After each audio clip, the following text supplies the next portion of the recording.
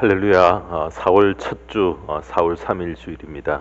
예배에 참여하신 모든 성도님, 주님의 이름으로 환영합니다. 오늘 증거받을 말씀은 칭찬받는 종과 책망받는 종이라는 제목으로 본문의 말씀은 마태복음 25장 14절에서 우리 30절까지 말씀입니다. 우리 함께 합독하시겠습니다. 또 하늘나라는 이런 사정과 같다. 어떤 사람이 여행을 떠나면서 자기 종들을 불러서 자기의 재산을 그들에게 맡겼다.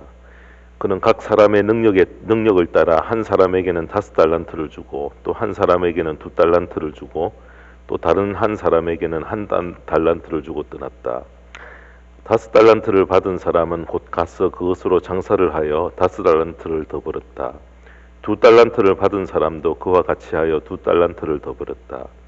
그러나 1달란트 받은 사람은 가서 땅을 파고 주인의 돈을 숨겼다. 오랜 뒤에 그 종들의 주인이 돌아와서 그들과 셈을 하게 되었다.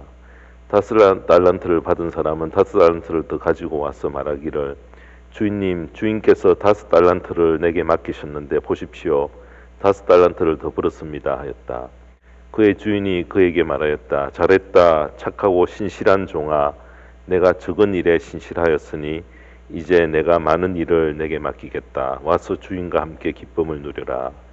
2달란트를 받은 사람도 다가와서 주인님께서 2달란트를 내게 맡기셨는데 보십시오. 2달란트를 더 벌었습니다 하고 말하였다. 그의 주인이 그에게 말하였다. 잘했다. 착하고 신실한 종아. 내가 적은 일에 신실하였으니 이제 내가 많은 일을 내게 맡기겠다. 와서 주인과 함께 기쁨을 누려라. 그러나 1달란트를 받은 사람은 다가와서 말하였다. 주인님, 나는 주인이 굳은 분이시라. 심지 않는 데서 굳으시고 뿌리지 않는 데서 모으시는 줄로 알고 무서워하여 물러가서 그 달란트를 땅에 숨겨두었습니다. 보십시오. 여기에 그 돈이 있으니 받으십시오. 그러자 그의 주인이 그에게 말하였다. 악하고 게으른 종아, 너는 내가 심지 않은 데서 거두고 뿌리지 않은 데서 모으는 줄 알았다. 그렇다면 너는 내 돈을 돈놀이 하는 사람에게 맡겼어야 했다. 그랬더라면 내가 와서 내 돈에 이자를 붙여 받았을 것이다. 그에게서 그 1달란트를 빼앗아서 10달란트 가진 사람에게 주어라. 가진 사람에게는 더 주어서 넘치게 하고 갖지 못한 사람에게는 있는 것마저 빼앗을 것이다.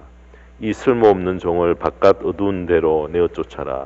거기서 슬피 울며 이를 가는 일이 있을 것이다. 아멘. 네, 오늘 이 말씀 가지고 칭찬받는 종과 책망받는 종이라는 제목으로 말씀을 전합니다. 우리가 흔히 법 없이도 사는 사람이라는 말을 듣습니다. 어떤 분의 삶이 법의 제재가 전혀 필요치 않고요. 또 모든 것을 순리에 따라 잘 생활하는 분을 가리켜 일컫는 말인데 이웃에게 해를 전혀 입히지 않고 또 정직하고 성실하고 부지런하여서요.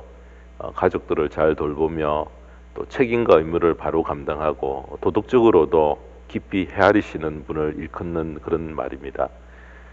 그렇게 사는 것이 세상의 관점에서는 존경을 받고 아무 하자가 없이 없는 삶이 되지만은 그러나 주님의 관점으로 우리가 좀 옮겨오면은 성경적인 관점으로 옮겨오면은 그 이상의 삶의 차원 있는 것을 요구를 합니다. 왜냐하면은 성도는 더 높은 차원의 신앙의 세계를 추구하며 살아야 하기 때문에 그렇다는 것입니다. 자, 오늘 우리가 읽었던 이 달란트 비유는 주님으로부터 인정받는 성도의 삶이 어떠해야 하며 또 무엇인가에 대해서 우리에게 자세히 알려줍니다. 달란트 비유는 우리 모두가 너무나 잘 알고 너무나 많이 들었던 그런 비유입니다. 어떤 주인이 여행을 떠나면서 종들에게 재산을 맡겼습니다. 한 종에게는 5달란트, 한 종에게는 2달란트, 한 종에게는 1달란트를 각각 맡겼습니다. 현대인에게 이 달란트라고 하면은 제주, 터키, 여러분 이런 것을 떠올리지만은 유대인들에게 달란트는 돈의 단위였습니다. 정확한 액수가 밝혀지진 않지만은 대략 1달란트는 한 노동자의 15년 품삯에 해당이 됩니다. 그래서 여러분 1년 노동자가 한 연봉 3만 불을 받는다고 하면은 1달란트는 대략 한 45만 불의 아주 큰 돈입니다. 주인이 떠난 후에 5달란트, 2달란트 받은 종들은 그 돈을 미천 삼았어요. 열심히 일하여 각각 5달란트와 2달란트를 더 남겼습니다. 자, 그러나 1달란트 받은 종은 달란트를 땅에 묻어 두었다가 받은 돈을 그대로 주인에게 가져왔습니다. 주인이 돌아와서 5달란트와 2달란트 남긴 종을 칭찬하고 상을 주고요. 1달란트 받은 종은 엄하게 책망을 했는데 5달란트와 2달란트 맡은 자는 착하고 충성된 종이다 라는 이런 칭찬을 받은 반면에 1달란트 받은 자는 악하고 게으른 종이라는 책망을 받은 내용이 오늘 읽었던 우리 본문의 말씀입니다. 이 비유에서 주인은 그리스도를 의미하고요. 주인이 다시 돌아왔다라는 것은 주님의 재림을 의미하고, 종은 예수님을 주인으로 영접한 하나님의 백성 전체를 떠올릴 수 있습니다. 자, 그렇다면 우리가 어떻게 살아야 책망받지 않고 주님께 칭찬을 받는 종이 될 수 있을까? 바로 그 문제에 대해서 저희들이 오늘 생각해 보려고 합니다.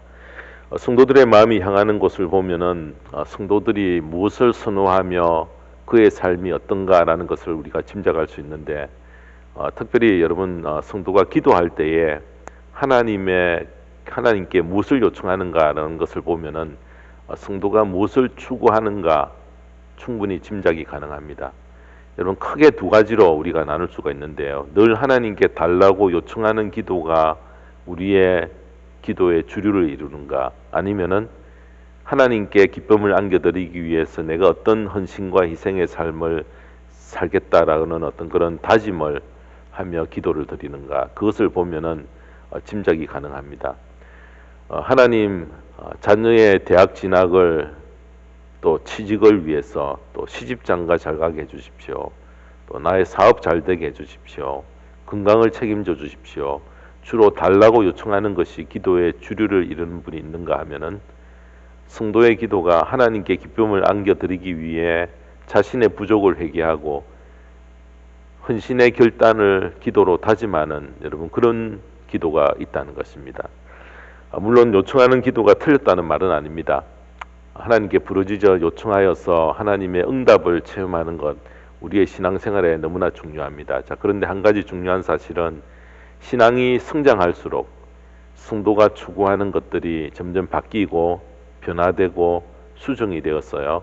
더 높은 차원의 경지로 분명히 나아가야 된다는 것입니다. 자, 그러므로 신앙이 성장할수록 기도의 내용이 내 중심에서 하나님 중심으로 옮겨가는 것은 너무나 당연한 일이라는 것입니다. 그래서 신앙생활을 오래 할수록 하나님을 기쁘시게 하는 구체적인 헌신을 다짐하는 기도, 그런 마음으로, 그런 신앙생활로 반드시 바뀌어져 가야 된다는 것입니다. 나는 모태신앙이며 우리 집은 전통적으로 기독교 집안이고 또 나는 예수를 믿은 지 수십 년이 되는 것을 자랑하는 것은 과거에 매여 있는 신앙이지만, 내가 매일매일 주님을 이렇게 섬기기를 원합니다.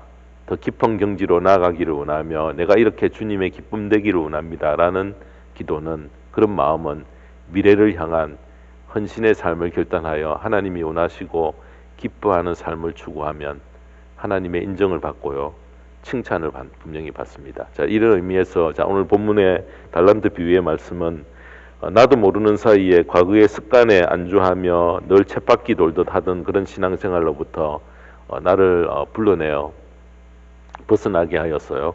새롭게 결단하는 삶으로 나아가는 소중한 기회가 되기를 주님의 이름으로 축원합니다. 첫 번째로 칭찬받는 종이 되기 위해 분명히 해야 할 첫 번째는 신분을 분명히 해야 합니다.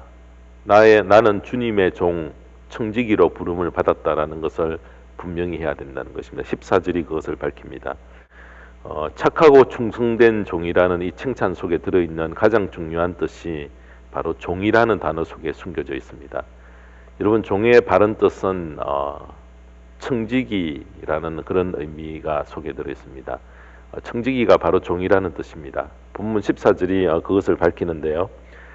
14절에 보면 또 하늘나라는 이런 사정과 같다. 어떤 사람이 여행을 떠나면서 자기 종들을 불러서 자기의 재산을 그들에게 맡겼다. 자, 여기 종이라는 단어의 원어 성경은 헬라어 둘로스인데 우리말 청지기와 같은 뜻의 단어입니다. 청지기의 의미는 맡은 자라는 그런 뜻입니다. 주인의 것을 잠시 맡아서 관리하며 주인을 유익하게 하고 주인을 섬기는 자인데, 자, 주님을 내 인생의 주인으로 영접하고 성도로 부름을 받은 모든 분들을 가리킵니다. 자, 이 땅에 사는 모든 성도들은 바로 주님의 종이요 주님의 청지기라는 것입니다. 일반적으로 종이라고 하면은 신학교 나와 전도사와 목사로 부름을 받은 사역자를 주의 종이라 여러분 그렇게 일컫는데, 자, 그들만을 국한하지 않고요, 예수님을 영접한 모든 성도는 주님의 종이며 주님의 청지기라는 것입니다. 자, 그러므로 모든 성도들은 삶의 현장에서 주님께서 맡겨주신 시간과 물질과 재능을 가지고 주님을 섬기며 주님을 기쁘시게 하는 삶을 우리가 반드시 살아야 된다는 것입니다. 사실 나의 시간과 물질과 재능은 예수님이 불러가시기 전까지 사용 가능한 것이고요, 주님이 끝이라라고 여러분 그렇게 선을 끌 때에, 불러가실 때에 모든 것을 놓고 모든 사용할 권한을 잃고 만료되는 어떤 그런 시점이라는 것입니다. 자, 그러므로 우리는 주님이 맡긴 것을 관리하는 청지기의 삶을 사는 그런 신분이다라는 것을 분명히 알고, 자, 그것을 여러분은 분명히 인식하고 살아가야 된다는 것입니다. 그런데 안타까운 일은 우리 주위에는 자신이 청지기인 것을 잊고요, 자신이 주인 행세하며 사는 그런 경우들이 참 많다는 것입니다. 자기 수중에 있는 돈을 자기 것으로 여겨서 자기 마음대로 사치하고요, 또 자기의 시간이라고 아무렇게나 시간을 낭비하고, 또 자기에게 허락한 재능을 헛되게 쓰는 사람들이 너무나 많다는 것입니다. 여러분, 교회 안도 어떤 특별한 사람이 교회 주인 행세를 하는 경우가 있습니다. 자, 그런데 교회의 주인은 목사도 장로도 안수집사도 교회 개척 멤버도 절대 아닙니다. 교회 주인은 교회 머리 대신 오직 주님 한 분뿐이시라는 것입니다. 자, 우리 모두는 주님의 교회를 잠시 맡아 관리하는 청지기의 역할을 하다가 여러분 다 떠나간다는 것입니다. 따라서 교회 안에서나 교회 밖에서나 주님께서 맡겨놓으신 것을 관리하는 청지기이므로 절대 여러분 주인 행세하지 말아야 하고, 항상 두려운 마음, 떨리는 마음으로 주님께 모든 영광을 돌리고 주님의 종, 주님의 청지기로서의 삶을 철저하게 인식하고 우리가 살아야 된다는 것을 알아야 합니다. 선교단체인 이 내비게이터의 대표적인 지도자 중에 한 분인 론 셋이라는 분이 계십니다. 이분이 한 젊은이에게 제자 훈련을 시켰는데요, 그 젊은이는 종에 대한 훈련을 다 받은 후에 이 지도자인 이 셋이에게 질문을 했습니다. 선생님, 내가 이제 그리스도의 참된 종이 되었다는 것을 어떻게 알 수 있습니까? 여러분, 이렇게 물었을 때에 론 셋이는 그 질문을 받고 이런 유명한 답을 했다는 것입니다. 지금은 몰라. 자네가 사람들에게 종 취급을 당할 때에 그때 자네가 어떻게 반응하느냐를 보면 알 수 있지. 다른 사람들이 자네를 종 취급할 때 내가 나를 무시해 하고 화를 낸다면 자네는 아직도 종이 되지 못한 거야. 그러나 남들이 나를 종 취급하고 종처럼 부릴 때에 자존심이 꺾이고 내가 무시당한 듯한 느낌을 가질 때에, 그래 맞아, 나는 종노릇 하는 사람이야. 주님의 종이고 주님이 맡겨주신 사람들의 종이야. 나를 밟아라. 기꺼이 당하겠다라고 말할 수 있다면 자네는 진정한 종이 된 거야. 여러분, 아주 종의 신분에 대한 청지기인 것에 대해서 정확히 여러분 알려주는 그런 표현입니다. 종의 정신, 종의 청지기의 정신으로 무장하고 있으면 사람들로부터 무시당하고 다른 사람들로부터 자존심을 상하는 일을 겪는다 해도 변치 않고 주님을 계속 섬기고요, 변치 않고 주님이 맡겨주신 일을 감당하는 사람이 바로 진정한 종이요 참다운 청지기인 줄로 믿습니다. 사도 바울은 자신이 종인 것을 알고 종으로 잘 무장하고 있었기 때문에 자신을 항상 종으로 그렇게 소개를 합니다. 로마서 1장 1절에도 보면 그리스도 예수의 종인 나 바울은 이렇게 이야기를 하고요. 또 서신서 여러 곳에 보면은 빌립보서 1장 1절에도 보면은 그리스도 예수의 종인 바울과 디모데라고 고백하는데 바울 자신의 신분은 예수 그리스도의 종입니다. 우리 모두도 주님의 종입니다. 우리는 이미 받은 주님의 십자가의 사랑으로 말미암아 제사함을 받은 그 은혜를 한평생 갚아야 합니다. 그래서 종된 신분을 우리가 기쁘게 여겼어요. 주를 위해 봉사하고 주인이신 주를 위해 헌신하는 삶을 살다가 주님께 큰 칭찬을 받으며 삶을 마무리하는 자리에 함께 나가게 되기를 주님의 이름으로 축원합니다. 자, 두 번째로 칭찬받는 종이 되기 위해 분명히 해야 할 둘째는 처신을 분명히 해야 합니다. 우리가 환경 탓하지 말고요, 성실과 최선을 다하는 그런 처신의 자리에 나가야 된다는 것입니다. 20절과 21절입니다. 착하고 충성된 종이라는 칭찬을 받는 비결 두 번째는 주어진 환경과 형편을 탓하지 않고요, 성실하게 내가 어떤 환경이 주어지든지 가장 열악한 환경에 주어지더라도 내가 최선의 삶을 다하는 그런 삶을 살았기 때문에 칭찬을 받는다는 것입니다. 본문 20절에 보면은 5달란트 받았던 자는 5달란트를 남겨 주인에게 10달란트를 가지고 왔을 때에 칭찬을 받은 말씀이 21절입니다. 21절에 보면은 그의 주인이 그에게 말하였다. 잘했다. 착하고 신실한 종아. 내가 적은 일에 신실하였으니 이제 내가 많은 일을 내게 맡기겠다. 와서 주인과 함께 기쁨을 누려라. 여러분, 2달란트 받았던 자도 2달란트를 남겨 4달란트를 가지고 왔을 때에 주인의 반응이 어땠습니까?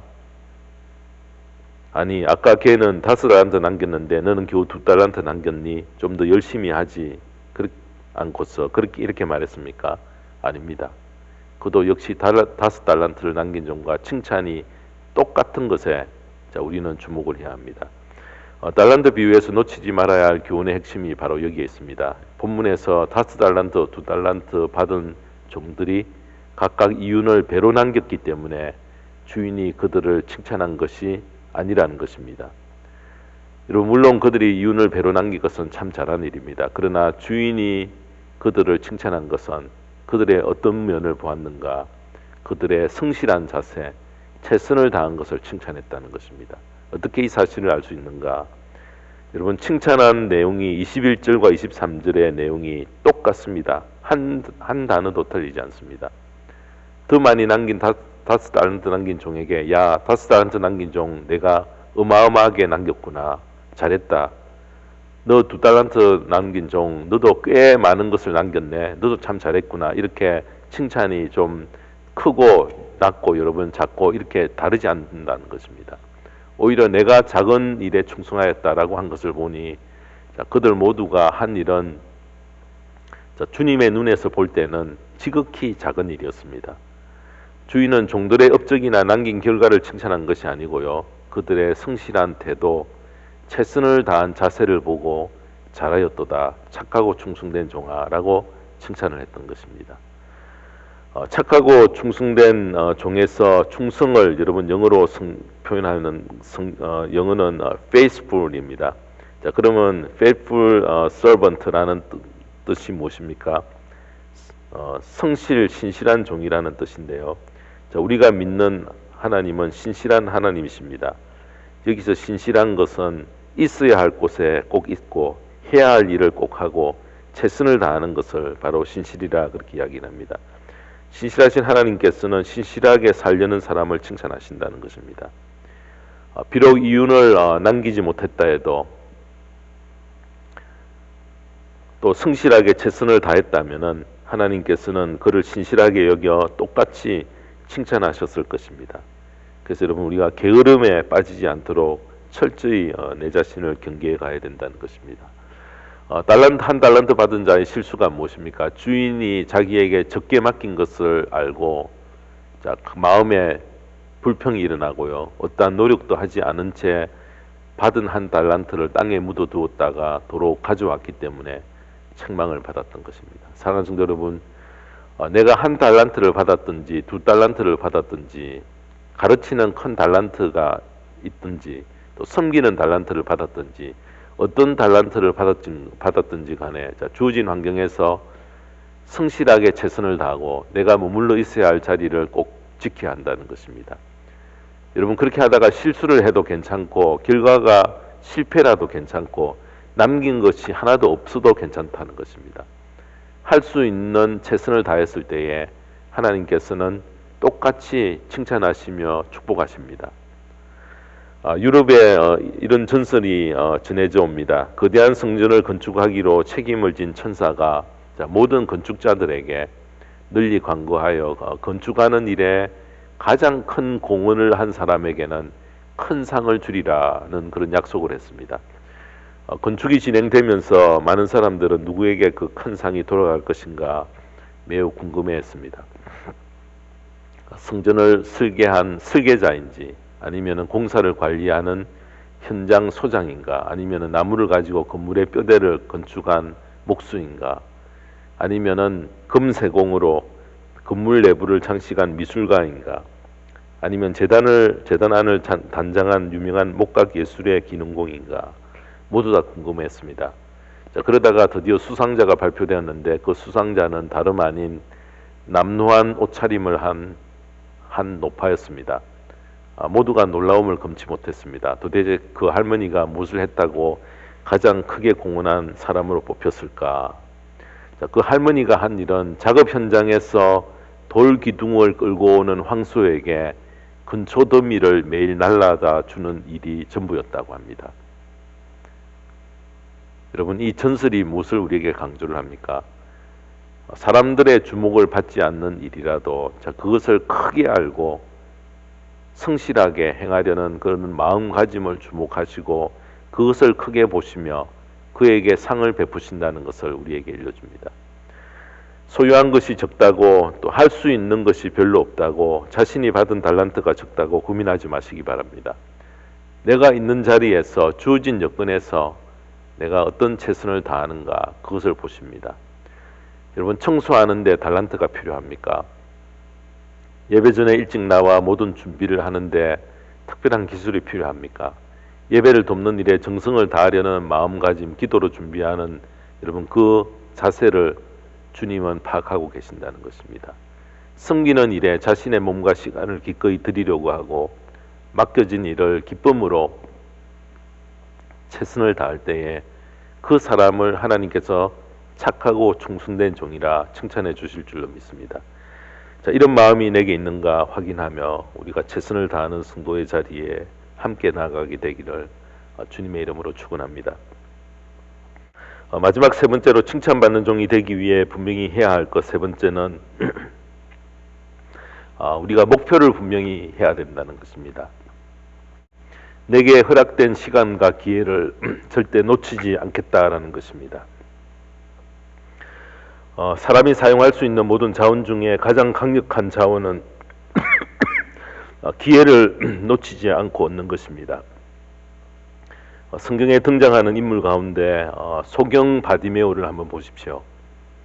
그는 다윗의 자손 예수님을 만나기만 하면은 자신의 눈을 뜨게 되어 사람답게 살 수 있을 것이라고 생각하여 예수님이 지나가는 그 길목에서 기다리고 있다가 결국에는 눈을 뜨게 되었습니다. 세리장 삭개오를 보십시오. 예수님을 만나기 위해 자신의 체면을 다 내려놓고 뽕나무 위에 올라가서 기다렸다가 결국 예수님을 만나고 그의 인생이 180도로 바뀌어지는 그런 체험을 하게 되었습니다. 12의 혈류증으로 앓고 있던 그 한 여인도 주님의 옷자락만 만져도 내가 나음을 입을 수 있다라는 마음을 가지고 예수님의 겉옷을 만짐으로 깨끗하게 치유되는 체험을 했습니다. 여러분, 이들의 공통적인 특징은 소중한 기회가 왔을 때에 그것을 놓치지 않고 끝까지 붙잡아 자기 것으로 삼았던 것입니다. 그리스의 시라큐스라는 이상하게 생긴 동상 하나가 있습니다. 우리가 그림으로 볼 수 있는데요. 그 동상의 모습을 묘사해 보면은 발에 날개가 붙어 있고요. 또 앞머리에는 무성한 머리카락이 있는 반면에 뒷머리에는 머리카락이 하나도 없는 대머리였습니다. 이 이상한 동상 아래에 다음과 같은 글귀가 새겨져 있습니다. 누가 당신을 만들었습니까? 리스퍼스. 당신의 이름이 무엇입니까? 기해. 왜 날개가 발에 달렸습니까? 빨리 날아다니기 위해. 왜 당신의 앞머리에는 그렇게 무성합니까? 그것은 내가 지나갈 때 사람들이 쉽게 잡을 수 있도록 하기 위해. 왜 뒷머리는 대머리입니까? 지나가면 도저히 다시 붙잡기가 어렵기 때문에. 여러분, 무엇을 우리에게 알려줍니까? 여러분, 기회는 지나가면 다시 붙잡기 어렵다는 것입니다. 기회가 항상 주어지지 않습니다. 그래서 예수님께서는 요한복음 9장 4절에 이렇게 말씀합니다. 우리는 나를 보내신 분의 일을 낮 동안에 해야 한다. 아무도 일할 수 없는 밤이 곧 온다. 일할 수 있을 때 해야 한다는 것입니다. 시간이 지나 밤이 되면은 일하고 싶어도 일하지 못합니다. 여러분, 운전 못할 때가 반드시 오고요. 걷지 못할 때가 옵니다. 또 듣는 것이 힘들어질 때가 찾아오고요. 잘 보지 못할 때가 앞에 예약이 되어 있습니다. 여러분, 하나님 앞에 헌신할 수 있는 기회가 항상 내게 있지 않다는 것을 알아야 합니다.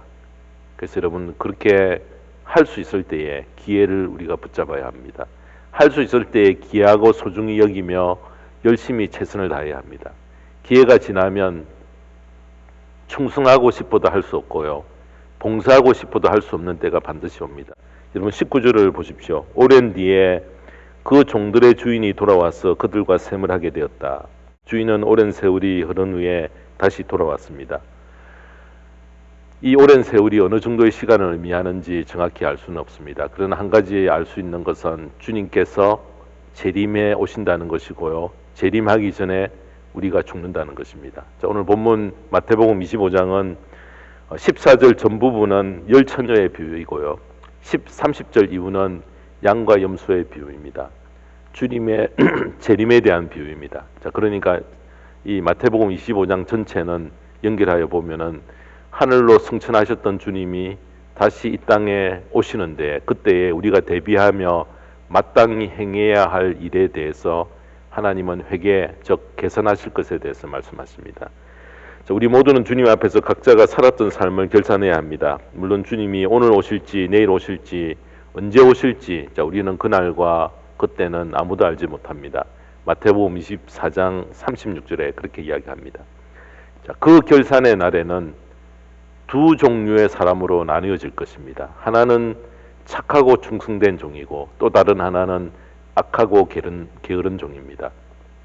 사랑하는 여러분, 나는 어디로 부름을 받을 것 같습니까? 착하고 충성된 종이라는 칭찬을 받을 것 같습니까? 아니면 악하고 게으른 종이라는 책망을 받겠습니까? 우리 모두 착하고 충성된 종의 그 그룹에 들어가기 위해 확실히 해야 할 것을 분명히 하고 깨어 신앙생활하는 저와 모든 수노님 되시기를 주님의 이름으로 축원합니다. 기도하겠습니다. 하나님 아버지, 감사합니다. 달란트 비유를 통해 전해주신 귀한 메시지를 우리가 마음에 담기를 원합니다. 우리가 확실히 해야 될 세 가지를 이 시간 마음에 담고 우리가 실천하는 자리에 나가기를 원합니다. 우리 모두 한 사람도 예외 없이 청지기로 종으로 부름을 받은 주님의 종이라는 신분으로 우리가 살고 있는지 자신을 돌아보고 내가 처한 환경 탓하지 말고 내게 주어진 조건에서 성실과 최선을 다하는 삶을 우리가 살고 내게 허락된 시간과 기회를 절대 놓치지 않아서 책망받는 그런 종이 아니라 주님께서 다시 오실 때에 재림하실 때에 신실한 종으로 칭찬을 받고 마련된 그 영광에 들어가는 그 대열에 한 명도 낙오되는 분이 없도록 깨어있는 삶을 살도록 우리가 정신을 차리고 집중하는 하나님의 말씀을 나의 것 삼는 귀한 자리에 나아갈 수 있도록 인도하여 주시옵소서. 감사드리며 우리 주 예수 그리스도의 이름으로 기도드리옵나이다. 아멘.